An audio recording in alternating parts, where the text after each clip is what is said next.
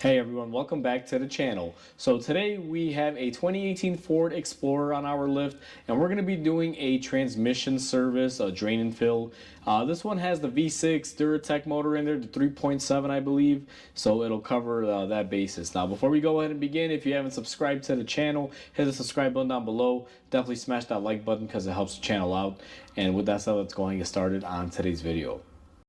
So before we go ahead and begin this video, I just want to mention that this particular vehicle is an ex-police cruiser, and it has the 3.7 liter Duratec motor in it, and the transmission that we're servicing today is the 6F55.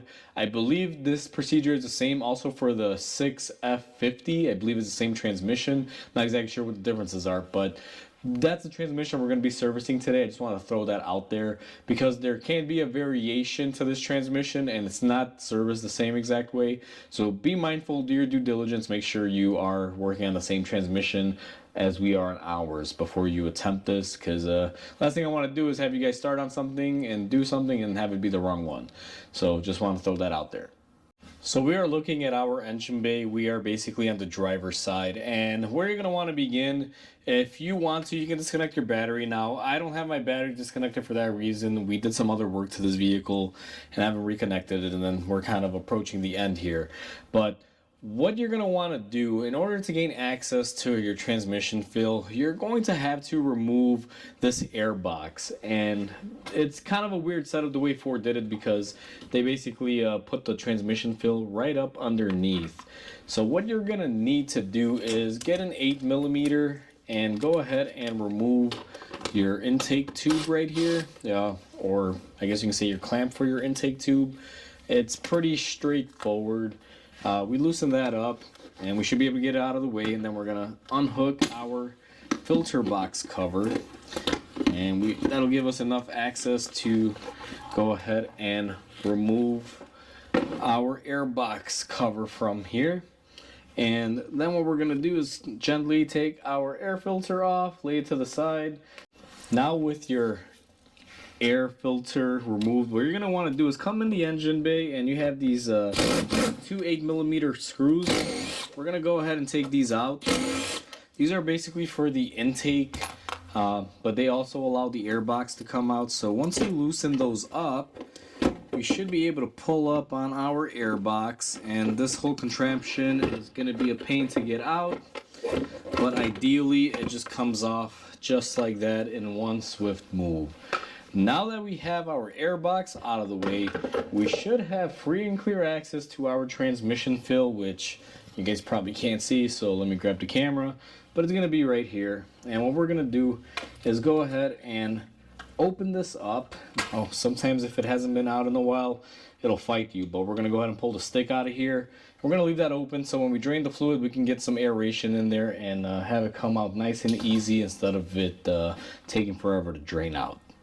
So we are underneath our vehicle now. The reason why we're doing this transmission service is that we replaced the axles on this vehicle. You can see here we got some transmission fluid.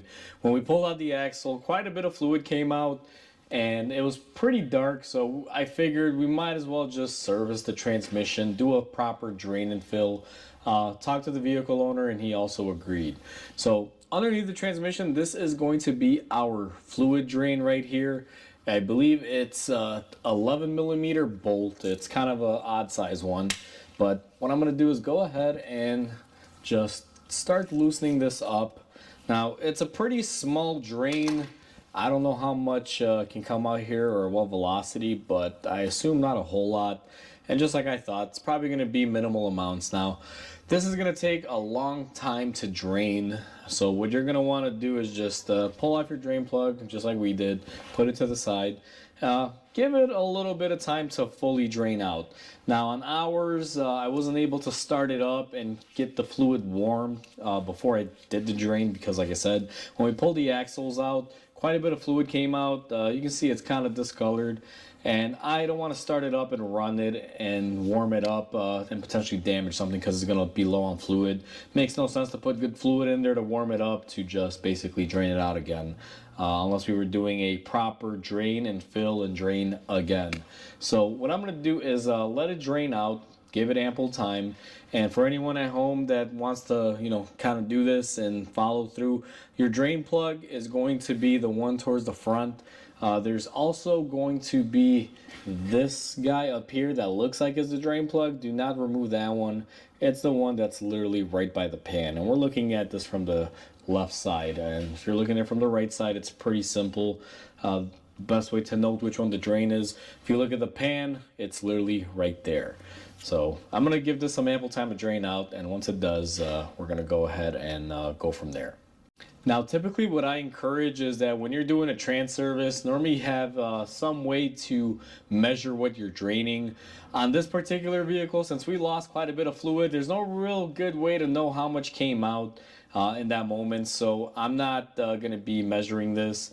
The way I'm doing this is just going to be draining it fully. And then I have some specifications about how much oil to put into it once you do a full drain from this port. And we're going to be following that step. But if your vehicle didn't lose any transmission fluid and you're doing this as a service, one quick tip to help you guys out when it comes to refilling it: if you've never touched it before and has original factory fluid with no leaks, if you measure how much fluid comes out in the pan with the quarts and everything, you should be able to just take that measurement and pour the same amount back in. And that'll get you pretty close when it comes to measuring how much oil you need inside your transmission. Just a little quick tip I thought I'd share, but in this scenario, we can't do that because we already lost some fluid. So my transmission's been draining for about 45 minutes now. I have it down to a consistent drip, as everyone can see. So what I'm going to do now is go ahead and you're going to clean off your drain plug and you're going to basically reinstall it. Now, these do not have a crush washer, and I don't know if there's any sealant or anything that should go on there. I actually looked up the Ford procedures, and it didn't really specify anything. It just specifies a certain amount of torque. So, at the end of the day, what I'm going to do is, just kind of follow what that says. Now, I'm going to hand tighten this because the way I like doing my transmission flushes and services, I'm not even going to call it a flush, is that we drained all the fluid out of it now. I'm going to go ahead and fill it up with some fluid, and I'm going to cycle my transmission in the gears, let it warm up a little bit, and then I'm going to drain it again. And I like to call this a 2-for-1 flush, I guess, or a double flush, because what I'm going to be doing is I drained all the fluid. We're going to get new fluid in there, run it a little bit, drain that out, and then fill it up for a last time. Now, this is purely up to you if you want to do it. I talked with the vehicle owner. He does want to do this. He wants to get out as much as he can and replenish as much as he can. And on these transmissions, there's no real way to get all of the oil out in one sitting. So what you're going to have to do if you want to get the majority out of it, even though it can be kind of wasteful, is you're going to initially do a drain like we did and then proceed to fill it up with what it takes. Run it for a little bit, let it idle, let it get warm, then drain it and repeat the process. Now, I'm not going to show this two-step procedure, because if you are going to do that, all you really have to do is drain it again and fill it up. And we're going to cover the fill up here in a second, and we just covered the draining procedure. So if it's your vehicle, you want to do this 10 times, feel free, go ahead. However, we're going to do it twice, and I'm only going to film me draining this thing once, even though we're going to be repeating it. So overall, let's just pretend like this is the last time that we're going to be draining it and filling it. We're going to go ahead and put our torque wrench on here and click torque it. Make sure it's good and tight. Now, torque specs will vary. This one was telling me, I believe, in the inch-pound range. It's not even a whole lot, so just be very careful. So now it's time to fill up our transmission. We just finished draining it for the last and final time. So I'm going to take my funnel and I'm going to position it in there. Now, this one is not really specific to Ford, just a universal funnel. And we're going to go ahead and fill it up. Now, our transmission takes a specific fluid. You may want to check what your car takes, but this application calls for Mercon LV. Now, I'm going to go ahead and fill it up with a few quarts of Mercon here, and I have to look up exactly how many it takes. So let me go refresh my memory on the computer, and we're going to go ahead and add our transmission fluid.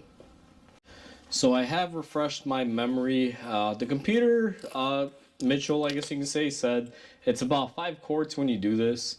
So what I'm gonna do is go ahead and just show you guys of me pouring some fluid in there. And the best tip that I could tell you is when you're pouring the fluid in here, make sure that you're doing it nice and steady, just like we are doing it. If you just throw it all in there really quick, this transmission will spill it out. So just be careful because the mouth is wide, but it doesn't take that much fluid in at one time. So now that we've filled it up with our initial quarts, what we're gonna do is go ahead and remove our funnel, and you guys will see that it did spill a little bit. I speak from experience when I say don't pour it in too fast because it'll get all over. So I gotta clean that up. It's gonna suck, but it is what it is. The next step would be to take your dipstick, make sure you clean it off, and we have to get a good reference line here to know where we're at. Now, I'm not going to start this transmission up and run it until I know I see some fluid showing on my dipstick. So on this one, clearly right now, we do show quite a bit on our dipstick. I did just dip it in right after the fact that I filled it up, so that's why it's probably showing all the way up there. So what I'm going to do is give it a little bit of time to settle, and the next step that we're going to be doing is going to be inside the car, and I'll kind of explain it outside of the car because, you know, it sucks to set up a camera in there, but I'll kind of explain the process. So now at this stage, I filled up my transmission, I've checked it, I made sure that we are showing and registering fluid on the dipstick. The next step is going to be to go ahead and start the car up. Cycle it through all the gears. Now what you're going to do is start it up, keep your foot on the brake. You're going to go from park to reverse, hold it there for a couple seconds, neutral, drive, and any other corresponding gears that your vehicle might have. Now, since this is a ex-police car, it's a police interceptor, I only have PRN and D. I don't even believe this has a low function or anything, but basically cycle it through all the gears, and once you cycle it and hold it in every gear for a couple seconds in each direction, what you're going to want to do is go ahead and throw it in park and let the car idle and warm up as far as the transmission temperature. Now, one thing that you will be needing when you're checking the transmission temperature to be able to check the fluid is you're going to need a scanner that's going to be capable of reading how hot the transmission gets. If you don't have this, it's going to be very difficult to get a good gauge. So when I run the car for about 20-30 minutes, I'm going to hook up my scanner to it and get transmission temperature data, because if I'm not mistaken, you got to check this fluid temperature at around 180 degrees or 190, and I got to brush up on that. Don't quote me. I'll let you guys know in the next clip what it's supposed to be exactly. But you basically have to warm the transmission, and doing that while the car is idle, it takes a while sometimes. So the best way to do it is idle if you can. If you can't do it that way and wait around, then you could drive it as long as you have at least the base amount of fill fluid in there. But on these cars, I find that it's gonna suck to do that because the air box would have to go back in, you have to take it back out. It's a process, so I typically just let them idle. Now, one thing that you want to be careful with is that you don't have an air filter or intake on it. I'm doing this in a controlled shop setting. We don't have anything here. I'm actually gonna hook up the air filter in a makeshift way while I run it, because I want to reduce the chance of anything getting in there. So be mindful of that. If you're comfortable doing so, run it without. Otherwise, you're gonna have to set up the filter in there, momentarily, or figure something out. But either way, we're gonna go ahead and do that off camera. And I'm not gonna record this process of it up until I get to the point where the transmission is hot and we're checking the fluid, because it's just gonna be the car idling in the stall. So I'll be back with you guys once we're all set. So before we check the transmission fluid or anything like that, I wanted to share with you guys my makeshift air filter when you don't want to put the air box back in and go through all that trouble when you're running these things to check them out. So what I do is I just invert my air filter lid cover, place the filter on top, makes a really great makeshift way so you don't get any pollutants inside your engine. Now, we've been running our vehicle and we got the transmission up to the correct temperature. We have our scanner hooked up. I was able to achieve 195 degrees on it while it was just idling with a little help from revving it up and things of that nature. And I already went ahead and I did the level check. Right now my transmission has cooled down a little bit. I'm currently running at 174 on the degree scale, which is good, but I checked it when the temperature was at 194 degrees. Now some time has lapsed, so you know it's gone down considerably because it's hard to keep the transmission in a really warm state on these, especially if it's just idling. So what you want to do is when you achieve your temperature is you're going to take your dipstick, you're going to clean it off. Now I'm going to leave this makeshift air filter on here because the engine is running. You have to check this transmission with the engine idling, transmission in park, car on a level surface. And what I'm going to do is take you guys in there. Now we're going to go ahead and insert our dipstick. And what I like to do is go ahead and turn it and lock it in there. Give it a second and then go ahead and pull her back out. Now I've already done this, and once you check it, you'll see that you'll have your fluid where it should be. Now on this particular dipstick, it's actually pretty nice. They give you a max mark and they give you a hot mark. Basically you want to be just at the hot or max mark or a little bit underneath it. This one came into just a smidge underneath that hot mark and max mark, almost like 75% of the way, not all the way at 100, which is where I like to be with these. I don't like to ride the line all the way on the hot mark, because what eventually happens is that'll cause a bunch of problems when it comes down to, you know, giving the transmission ample air to breathe in case it does overheat. You don't want to have too much fluid in there, otherwise it'll just basically push it out and hurt it. So now that we've checked our transmission, I'm going to go ahead and cut off the engine and we're going to go ahead and reinstall everything. So now that we've checked everything, it would be a good time to clean up any mess that you made on your transmission. I already went ahead and I cleaned everything up. So the next step is going to be, we're going to take our air box and we're going to reinstall it. Now make sure you line up these little nubs, I guess whatever you want to call them, or fingers, with the bushings that are in here that it's supposed to accept them in. And this part is a little challenging, but it's not horrible. Just a matter of lining them up. It always will be a pain though, just getting everything to fit in here, especially this particular car, because it has a bunch of aftermarket wiring in it from when it used to be a police cruiser. So let's see here, I believe I have it just like that. Make sure you firmly press and then kind of wiggle it. You can see it's not moving and staying pretty sturdy. Once you have that, you're going to take your two 8mm bolts that hold down your air box and tighten them up. Don't go crazy on them. I am using an electric tool, but notice I'm not letting it impact. Once we have that in place, what we're going to do is take our air filter just like so, place it back in there. If your air filter is dirty, perfect time to replace it. This one's actually pretty new. And then what we're going to do is put our box cover in, slide it on our intake.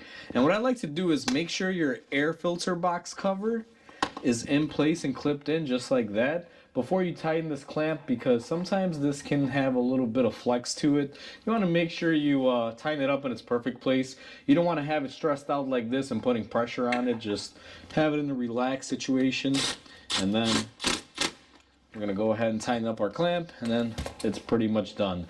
So we are all set. We're pretty much over and done with this job. So we are all set and done. That's how you do a transmission service on this Ford 6F55 transmission. Now, some key notes in there that I didn't show but I mentioned is that I like doing flush and fills on transmissions, and what we showed in the video today, I did twice. So basically I drained the original fluid, filled it back up, cycled it through the gears, ran it a little bit, and then drained that back out and filled it up for the last final time. And then we did our checks and measurements and everything. The reason why I do that is because you'll get more of the fluid out, and a lot of people may say it's wasteful, but at the end of the day, it's a lot better than putting a pressure type of system in there, like trying to force the transmission fluid out. It's just natural, and you get a good amount of it out and you refresh it, and that's how I like to do it. It's not invasive, to say the least. So with that said, you know, it's pretty simple. Hopefully everyone enjoyed this video. Please comment, like, and subscribe because it definitely helps the channel grow. I hope everyone has a wonderful day, and I'll catch you on the next video.